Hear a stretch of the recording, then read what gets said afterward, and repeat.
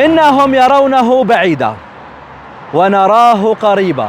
حق الناس اليوم في كتير ناس بتقول إنه مستحيل روسيا تسلم بشار الأسد للدولة السورية لحتى يتحاسب ويتعاقب ويتحاكم على جرائمه بحق السوريين. بس ولكن والله عندي أمل بالله تعالى بأنه يوم من الأيام رح يتسلم للدولة السورية ورح يتحاسب. عنا ثقة كبيرة بقيادة الدولة السورية.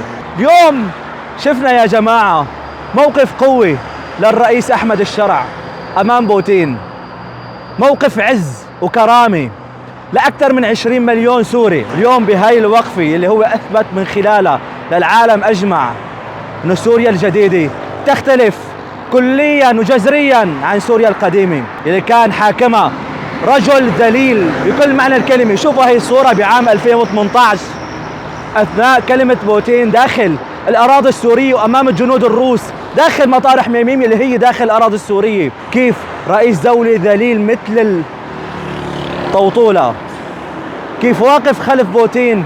شفنا كلياتنا هذا المشهد الذليل لبشار الأسد بوقتها. شتان بالمقارنة قطعا يا جماعة.